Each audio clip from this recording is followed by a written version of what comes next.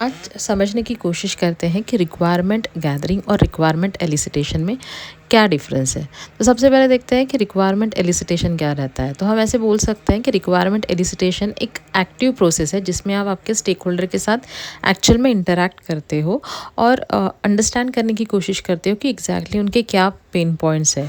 आप जानने की कोशिश करते हो कि वो क्या प्रोसेस फॉलो करते हैं और जिसके वजह से उनको ये पर्टिकुलर एरर या फिर इशू आ रहा है।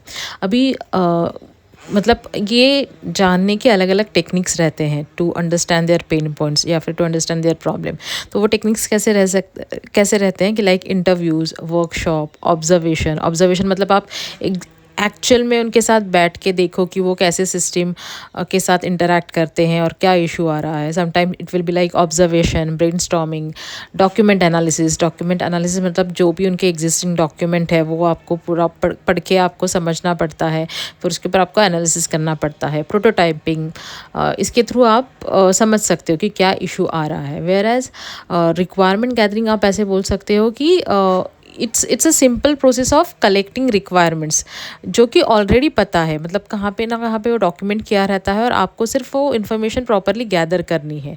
तो वी कैन सिंपली से कि मतलब ये ऐसा कैसा रहता है कि simply compiling of existing requirement रहता है। इसमें आपका स्टेक होल्डर ज़्यादा इन्वॉल्व नहीं रहता है। मतलब ऐसा रहता है कि स्टेक होल्डर ने आपको एक मेल सेंड किया है, उसमें सारे रिक्वायरमेंट्स हैं और उसी के थ्रू आपको रिक्वायरमेंट गैदर करने हैं या फिर लिस्ट आउट करने हैं।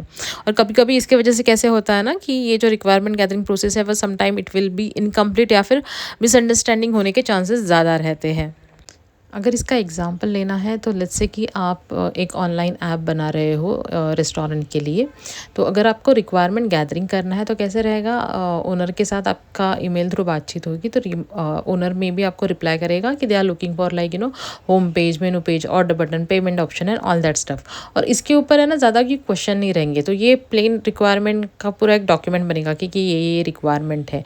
वेरएज रिक्वायरमेंट एलिसिटेशन प्रोसेस में कैसे रहेगा कि बिजनेस एनालिस्ट एक्चुअल में वर्कशॉप सेटअप करेगा with restaurant staff, customers, kitchen manager, delivery partners. मतलब वो पूछेगा कि कोई ऑर्डर आता है तो आप कैसे प्रोसेस फॉलो करते हो, बिलिंग का प्रोसेस कैसा है, ऑल दैट स्टफ। क्योंकि ये सारी चीज़ें आपके ऐप में आने वाले हैं। तो कैसे रहेगा, इंटरव्यू रहेगा, ऑब्जर्वेशन रहेगा, प्रोसेस मैपिंग रहेगा।